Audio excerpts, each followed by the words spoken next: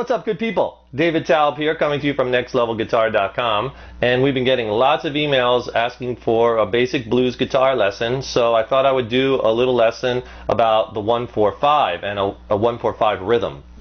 You've probably heard rhythms like this, all over the place, very, very common, but I think it's important to study rhythm guitar as well as lead guitar. And I think your lead guitar playing is really only ever going to be as good as your rhythm playing. And a great rhythm to start off with blues is just a simple 1-4-5 12 bar blues. Okay? So that's what I'm going to teach you today. 12 bar meaning the progression repeats, the chords go in a certain order or pattern, and if you total up the amount of measures we're going to stay on them, it's 12. And then that whole set of 12 just keeps repeating, 12 bar. There's 8 bar blues, but 12 is the most common. So what we're going to play is we're going to play a little 1-4-5. So common, so much music comes down to the 1, the 4, and the 5 chords.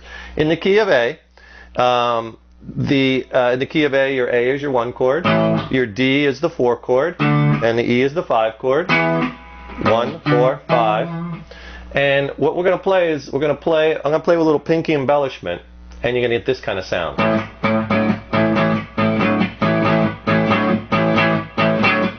You've heard this many times. You can do it slow, you can do it fast.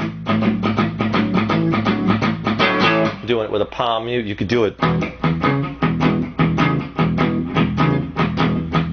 Did it in the key of E. I mean, it's just very, very common.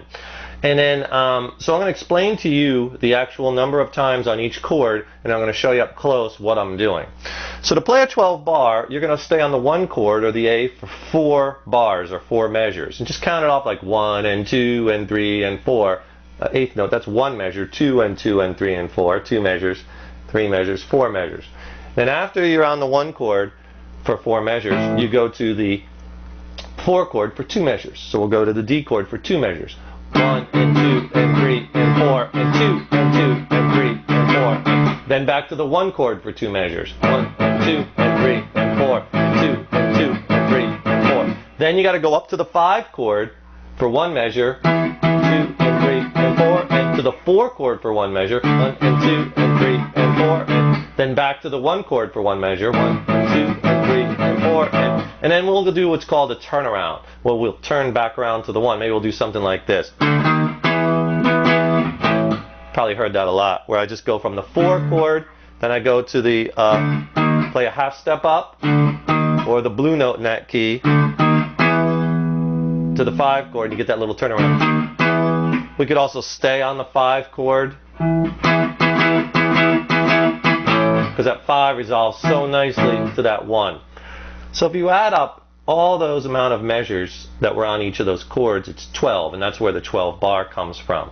So it's the 1 chord for 4 measures, the 4 chord for 2 measures, that's 6, the 1 chord for 2 measures, that's 8, the 5 chord for 1 measure, 9, the 4 chord for 1 measure, 10, the 1 chord for 1 measure, 11, and then you could do the measure of the turnaround.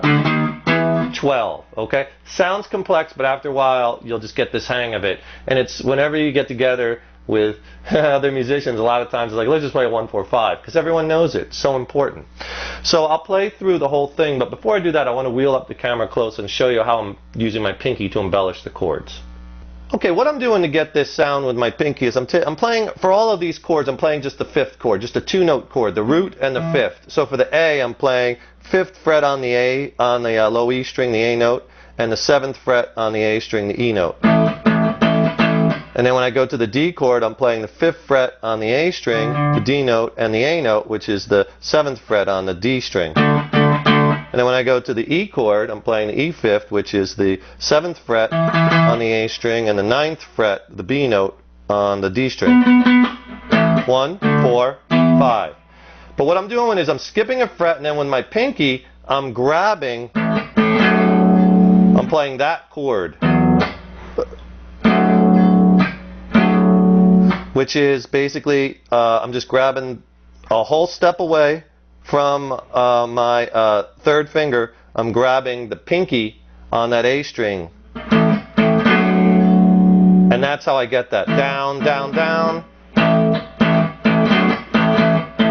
So I'm hitting it once and then letting it up. Bop, bop, bop, bop, bop, bop, bop, bop, bop, bop.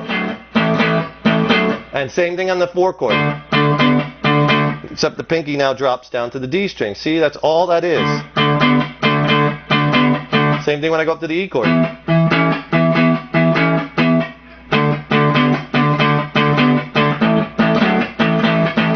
Okay? That's all that embellishment is. Now, if you're having trouble stretching to reach that note, instead of doing it in the key of A, try doing it like in the key of C or D, because down here, because the frets are closer together, the further down the neck you go. If you get it, if you can get it, use it as a stretching exercise. Eventually, move it to A and try to stretch. Then go to G. The toughest one is F because you got to stretch the furthest. So you want to be able to do that stretch in the key of F. See, that really works the stretch here. So you really want to practice that and get that stretch down. So let's play the 12 bar in the key of A. All right? A, D, and E are the chords. Here we go. 2, 3, 4. 2 measures. There's my 4th. Switch. D chord. 2 measures. Back to the A. 2 measures. 5 chord. 4 chord. 1 measure. 1 chord. Here's a turnaround. Start all over again. And so on and so forth, okay? So try that, and then also try this turnaround. Try just staying on the 5 chord. So when you go to the end of the last few measures, when you're on the 5 chord, 4 chord, back to the 1 chord, start over. See, that time when I didn't play for the turnaround, I just went to the 5 chord and just stayed on it. Now, I'm doing this very simplistically. I'm only using all downstrokes because I just want you to get the 12 bar pattern. That's all this lesson is about, that pattern.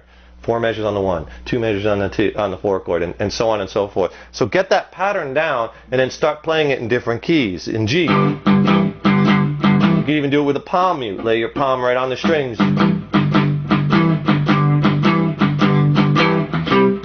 Sound familiar? Same pattern. Right?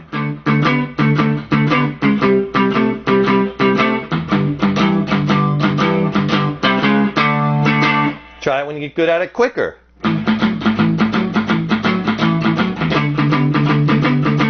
But get that pinky working. This is great work for the pinky, great stretch, great embellishment, and it's just a simple 1-4-5 that every guitar player should have in their arsenal. Okay? Nothing groundbreaking, but very important. So enjoy that, get that 1-4-5 pattern down, jam with your friends, and we will see you in the next lesson. Rock on.